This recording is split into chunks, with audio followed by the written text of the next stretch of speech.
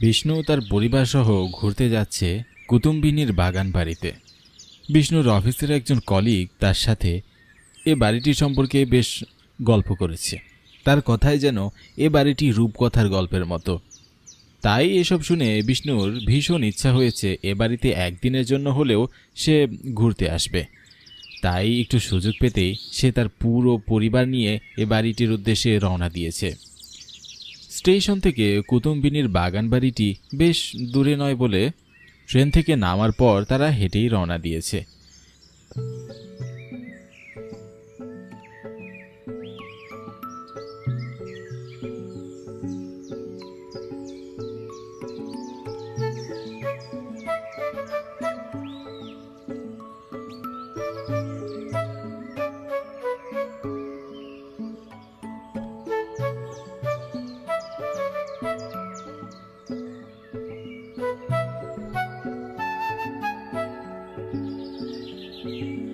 Minute 10 হাঁটার পর তারা সকলে দেখতে পেল বিশাল একটি বাড়ি। বাড়িটি চারপাশ ঘিরে গাছপালায় ভর্তি। এতক্ষণে আর বুঝতে বাকি রইল না এ বাড়ি সেই কুতুম্বিনীর বাগান বাড়ি।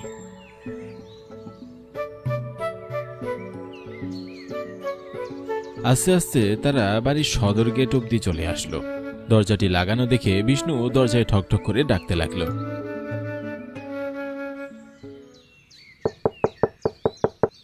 কেউ আছেন? ভিতরে কেউ আছেন? বিষ্ণুর একথা শেষ হতে না হতেই দরজাটি খুলে একজন বয়স্ক বৃদ্ধ লোক বেরিয়ে আসলো। কাঁপা কাঁপা স্বরে বলে উঠল, কি চাই? আসলে আমরা এই বাড়িটিতে আজকে রাতটি কাটাতে চাই।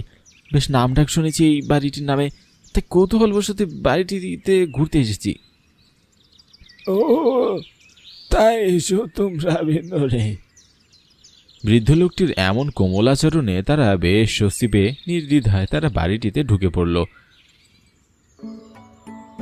তবে বাড়িটিতে ঢুকতে ঢুকতে তাদের বেশ সন্ধ্যা হয়ে গেছে।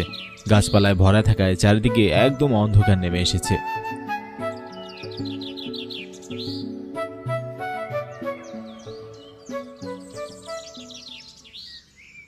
তোমরা এক পা দুপা করে এগোতে থাকো। সামনে সিঁড়ি বেয়ে উঠলেই পাশাপাশি দুটো ঘর পাবে। ওই ঘরেই তোমরা আজ রাতটা কাটাও। আর ভালো লাগছে না, আমি বরং গিয়ে শুয়ে পড়ি। তবে ভুলেও কেউ আমাকে ডাকবে না। ঠিক আছে। একথা বলে বৃদ্ধ লোকটি চলে গেল।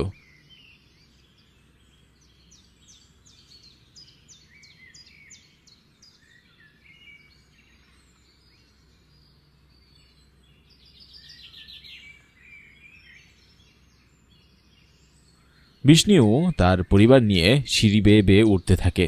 সিঁড়ি দিয়ে উঠতেই প্রথমে তারা লক্ষ্য করে বিশাল বড় বড় দুটো ঘর। সেই ঘর দুটোতেই তারা নিজেদের মতো করে ঘুরে দেখতে শুরু করলো। সারাদিন জার্নি করায় সকলেই বেশ ক্লান্ত হয়ে পড়েছে এই সন্ধ্যা রাতেই। তবে বাড়িটার ভেতরে থেকেই কখনোই বোঝা যাবে না এটি সন্ধে রাত, যেন মনে হবে এটি গভীর রাত।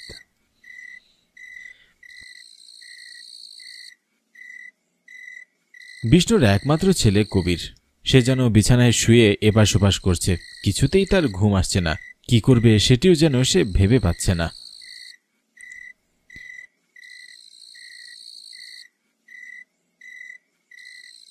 দিদু ভাই, ও দিদু ভাই, ঘুমিয়ে গিয়েছো?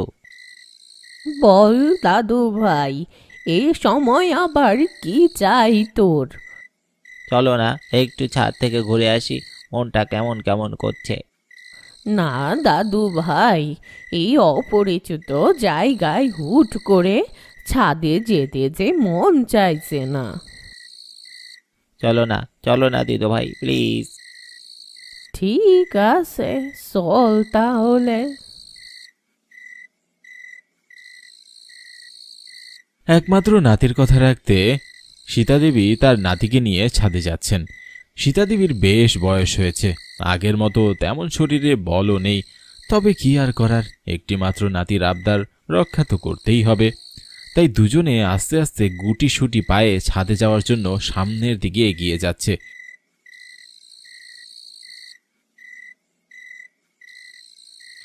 বেশ অল্প কিছু সময়ের মধ্যেই তারা উঠে পড়ল ছাদে।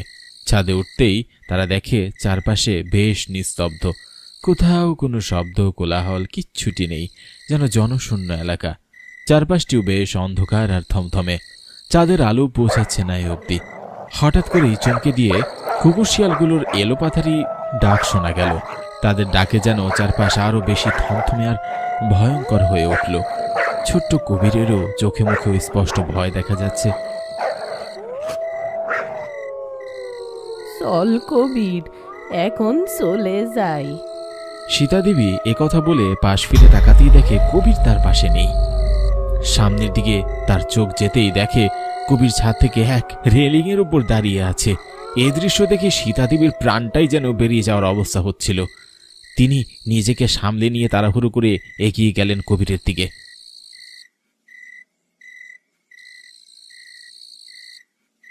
দাদু ভাই, নাম বলছি ওইখান থেকে।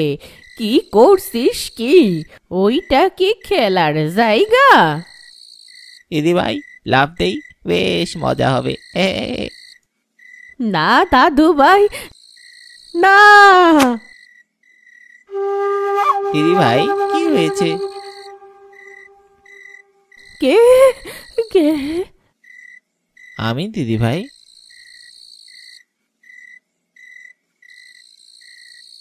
কিছু না দাদু ভাই, চল এখান থেকে, আর এক মুহূর্ত না এইখানে। সীতাদেবী কিছু বললেন না কবিরকে। তিনি নিজের মনের মধ্যেই রেখে তাড়াহুড়ো করে নেমে আসতে লাগলেন।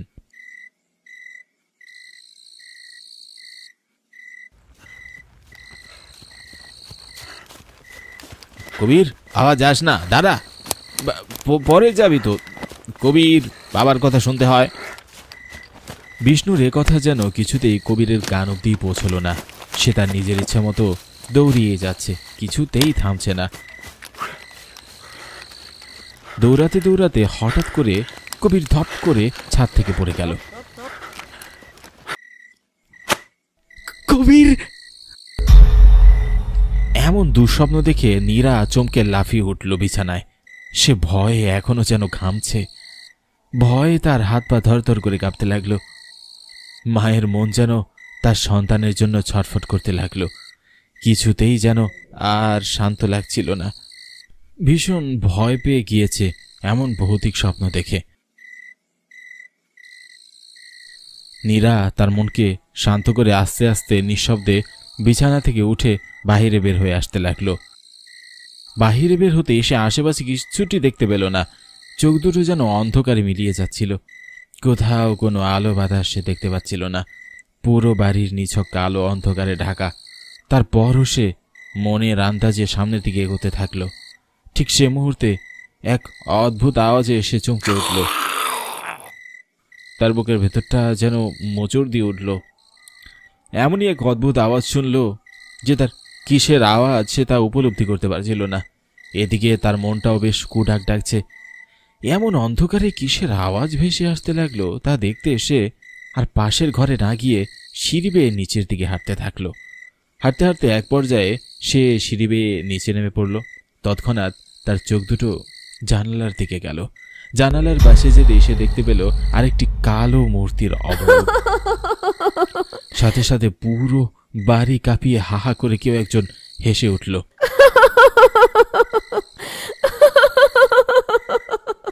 নীরার পুরো শরীর কাঁপতে লাগলো, মাথা চক্কর দিয়ে উঠল।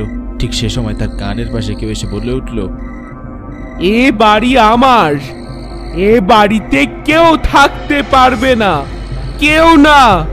চলে যা এখান থেকে, নয়তো তোর স্বপ্নের মতো তুই তোর ছেলেকে হারাবি। এমন সব ঘটনা যেন নীরা আর সহ্যই করতে পারছিল না। সে কথা শোনার সাথে সাথে তার চোখের সামনে সবকিছু ঘোলাটে হয়ে গেল। সে ঘুরে মাটিতে পড়ে গেল।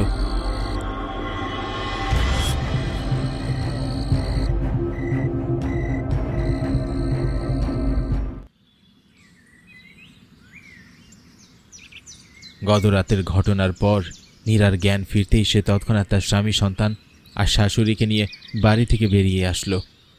সে আর দ্বিতীয়বার জানার চেষ্টা করল না কি হয়েছিল গত রাতে, আর কেনই বা হয়েছিল। যত তাড়াতাড়ি সম্ভব সে বাড়ি থেকে বের হতে চাইছে, আর কোনোদিন এই বাড়ির মুখোমুখিও সে হতে চায় না।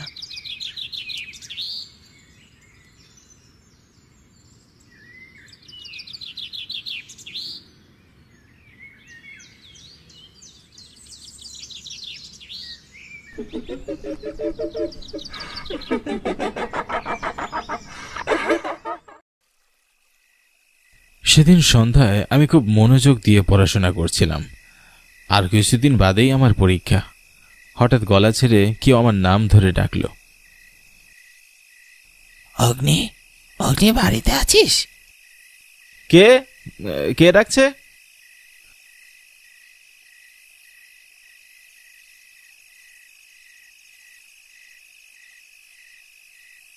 পড়ার টেবিল থেকে আমি বাড়ির উঠোনে এসে দেখলাম আমার বন্ধু সুজয় আর নিলয় খুব পরিপাটি হয়ে দাঁড়িয়ে আছে।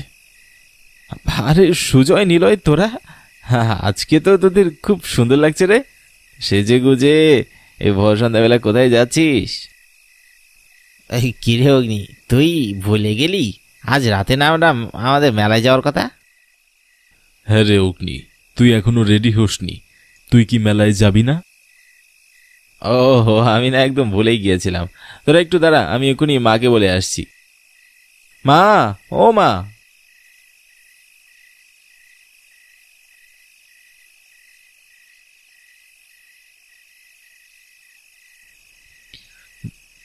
মা, আদারকুটা গ্রামে প্রতি বছর রাতের বেলা একদিনে যে মেলাটা হয়, আজ সেই মেলাটা হচ্ছে।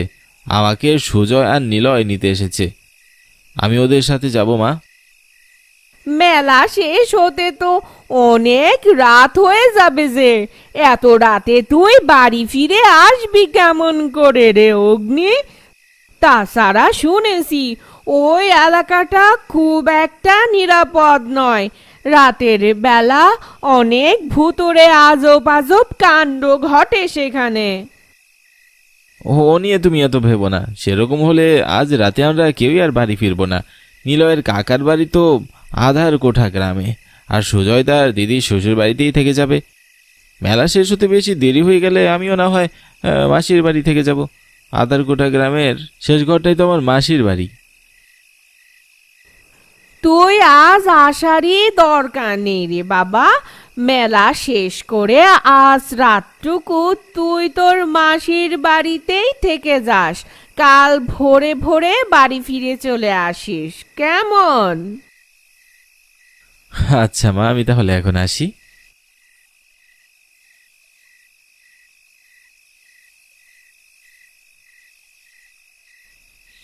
মায়ের কাছ থেকে বিদায় নেওয়ার পর আমি আর আমার বন্ধু বেরিয়ে পড়লাম।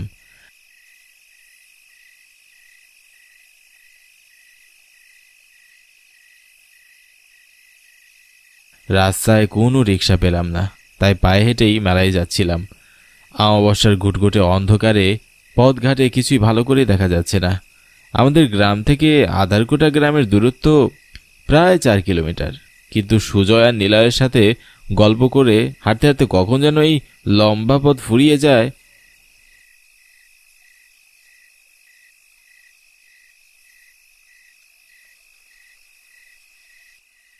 আমরা আধারকোটা গ্রামে চলে আসি।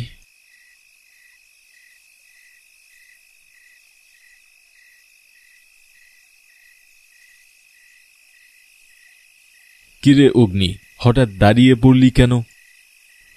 ওই তো ওটা আমার মাসির বাড়ি। তোরা এখানে একটু দাঁড়া, আমি মাসিকে জানিয়ে আসি। আজ রাতে আমি মাসির বাড়িতে থেকে যাব। আচ্ছা ঠিক আছে, যা, দ্রুত আসিস।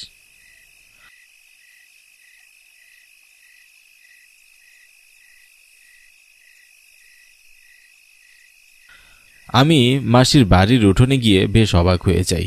ঘরে কোনো আলো জ্বলছে না, পুরো বাড়ি অমাবস্যার গুটগুটে অন্ধকারে চেয়ে আছে। কি আশ্চর্য, এই ভোর সন্ধ্যাবেলা মাসি ঘরে আলো জ্বালাইলি কেন? আমি হাঁক ছেড়ে মাসিকে ডাকতে লাগলাম। মাসি, ও মাসি, বাড়ি আছো? ও মাসি, কোথায় গেলে? আমার কথা শুনতে পাচ্ছ না নাকি? কি ব্যাপার, এত ডাকাডাকি করছি কিন্তু কেউ সাড়া দিচ্ছে না কেন?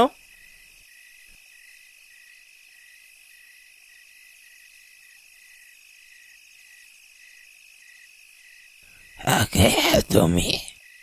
অন্ধকারে কারো কর্কশ কণ্ঠ শুনে ভয়ে আমি চমকে উঠলাম। পিছনে ঘুরে তাকিয়ে দেখলাম হাতে মোটা একটি লাঠি নিয়ে বাহাদুর কাকা দাঁড়িয়ে আছেন।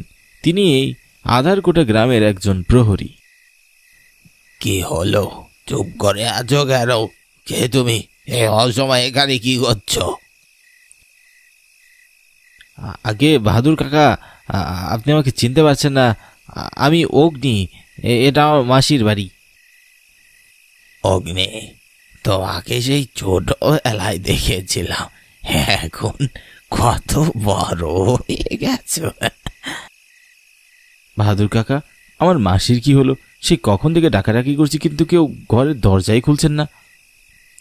ওরা তো আজ বিকেলেই কোন আত্মীয়র বাড়িতে বেড়াতে গেছে। ও আচ্ছা, ঠিক আছে কাকা, আমি তাহলে এখন যাই। মাসি আসলে বলবেন আমি এসেছিলাম।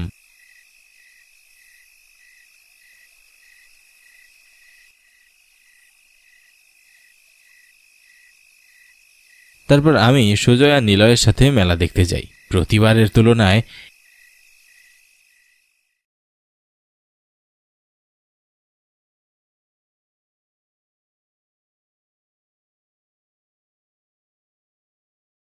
এবার মেলার আয়োজন আরও জাঁকজমকপূর্ণভাবে করা হয়েছে।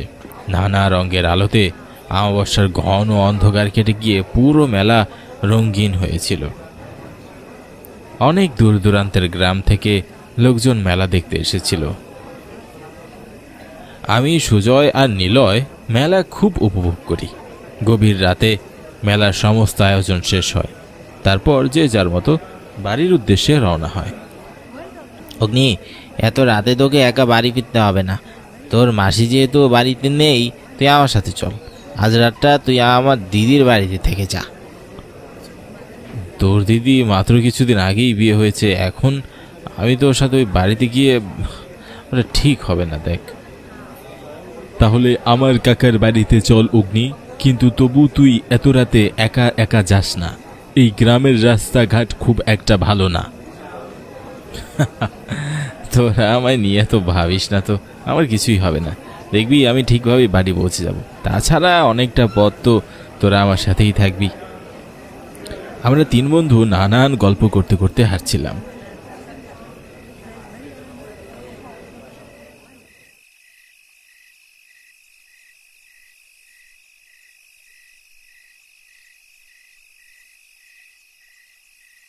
হঠাৎ আমি থমকে দাঁড়ালাম। নিজের অজান্তেই আমার ঠোঁটের কোণে হাসি ফুটে উঠল। নিলয় পিছনে ঘুরে আমার দিকে তাকিয়ে বলল, কিরে অগ্নি, দাঁড়িয়ে পড়লি কেন? নিলয়, সুজয়, ওই দেখ, মাসির ঘরে আলো জ্বলছে। নিশ্চয়ই মাসি বাড়ি ফিরে এসেছে। তাহলে আর এত রাতে আমি বাড়ি না যাই, আজ মাসির বাড়িতেই থেকে যাই। তোরা সাবধানে যা তাহলে। ঠিক আছে রে, তাহলে আমরা গেলাম।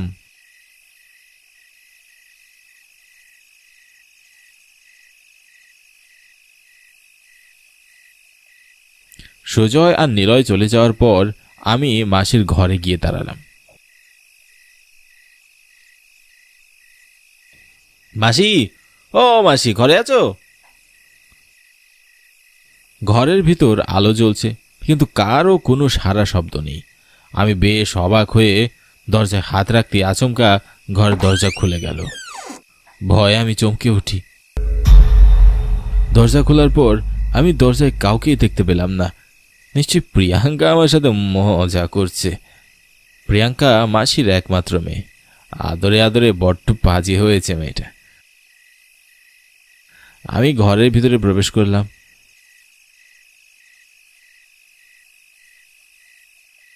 এবং এখানে সেখানে মাসি আর প্রিয়াঙ্কাকে খুঁজতে লাগলাম।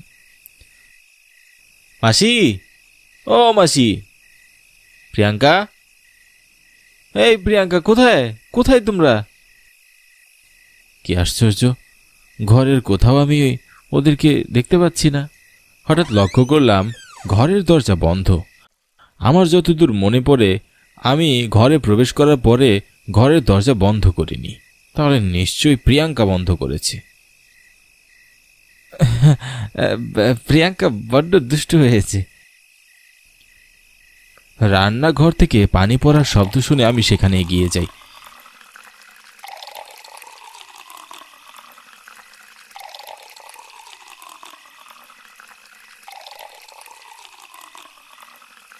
গিয়ে দেখলাম রান্নাঘরে কেউ নেই, আর কল থেকে অঝরে পানি পড়ছে। মাঝি কি যে করে না, কাজ শেষ করে কল বন্ধ করতেই ভুলে যায়। এত ভোলা মন কেমন করে হয়? পানির কল বন্ধ করে আমি রান্নাঘর থেকে বের হতে লাগলাম।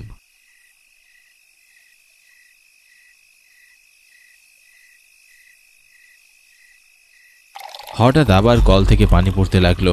এটা দেখে আমি ভীষণ অবাক হলাম। আশ্চর্য, এটা কেমন করে সম্ভব? আমি এক পা দু পা করে পানির কলের কাছে আবার এগিয়ে যাই।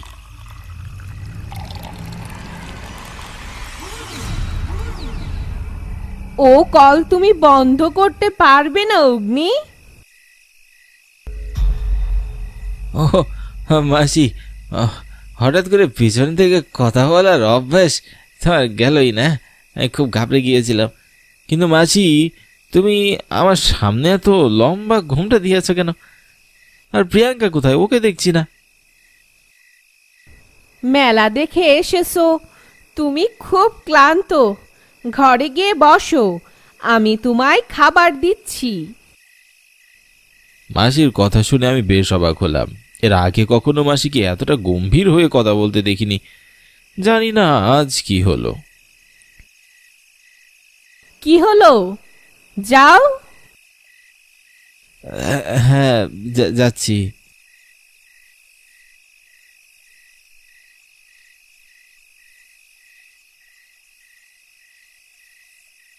আমি মন খারাপ করে মাসির রুমে গিয়ে বসলাম।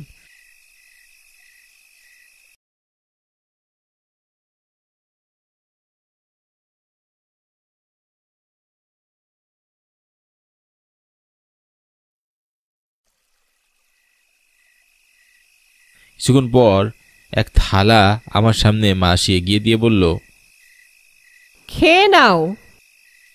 আমি কোনো কথা না বলে খাবার নিয়ে খাওয়া শুরু করলাম। এত বাজে খাবারের স্বাদ আমি এর আগে কখনো পাইনি। এগুলো কি রান্না করেছ মাসি? কেন, খাবার মজা হয়নি? মনে হচ্ছে আমার পেটের ভিতর থেকে এখনই সব বেরিয়ে আসবে। কি এগুলো? এটা বিড়ালের মাংস, খাও অগ্নি। বিড়ালের মাংস মানে? তুমি কি আমার সাথে মজা করছো মাসি? তোর সাথে কি আমার মজার সম্পর্ক? মাসির হুঙ্কার শুনে আমি ভয়ে চমকে উঠলাম। হুঙ্কারের সাথে মাসির মুখ থেকে ঘোমটা সরে যায়। আমি দেখলাম মাসির দু চোখ ঘুরিয়ে রক্ত পড়ছে, মুখ দিয়ে অজরে লালা ঝরছে, হিংস্র দাঁতগুলো বাইরে বের হয়ে আসছে। ভয়ে আমার বুকের ভিতরটা পানি শুরু হয়ে যায়, গায়ের পশমগুলো কাটা দিয়ে ওঠে।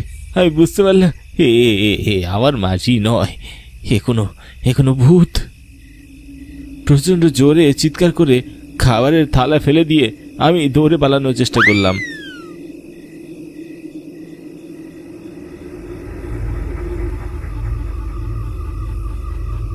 কিন্তু কি আশ্চর্য, ঘর থেকে বাইরে বের হওয়ার কোনো দরজায় আমি খুঁজে পাচ্ছি না।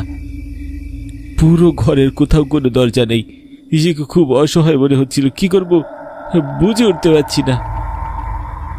আমাকে এভাবে ছটফট করতে দেখে প্রেতাত্মাটা খুব বিশ্রীভাবে হাসতে লাগে।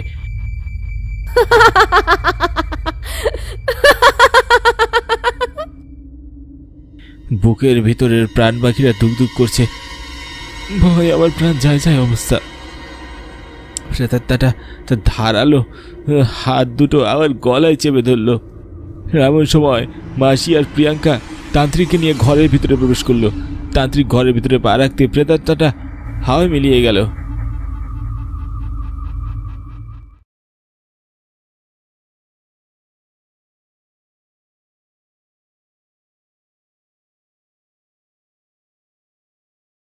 তারপর তান্ত্রিক আগুনে ঘি ঢেলে যজ্ঞ শুরু করল।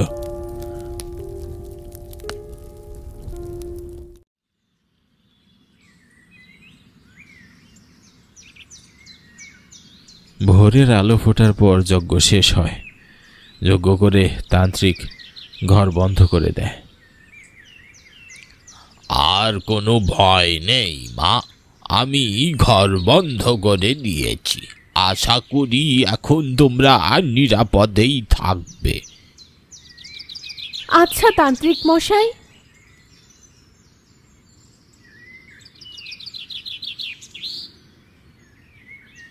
মাসি, কি কি হচ্ছে এসব? গত রাতে কি হয়ে গেল? আমাদের এই আধার কোঠা গ্রামে এক ভয়ঙ্কর প্রেতাত্মার অভিশাপ রয়েছে অগ্নি। প্রতি বছর প্রেতাত্মারা কারো না কারো ঘরে অবস্থান করে। এবার এই অভিশপ্ত প্রেতাত্মাটির নজর ছিল আধারকোটা গ্রামের শেষ ঘরের উপর। গত রাতে আমি ওর উপস্থিতি টের পেয়ে ত্রান্তিক মশাইকে আনতে গিয়েছিলাম। ভাগ্যিস আমি সময় মতো এসেছিলাম, তা না হলে আজ তোর সর্বনাশ হয়ে যেত। মাসির কথা শুনে ভয়ে আমার গা কেঁপে উঠল। ঈশ্বরের কৃপায় এখনো আমি বেঁচে আছি। অনেক বড় বিপদ থেকে আমি বেঁচে ফিরেছি। মনে মনে ঈশ্বরকে ধন্যবাদ জানিয়ে আমি আবার বাড়ি ফিরে যাই।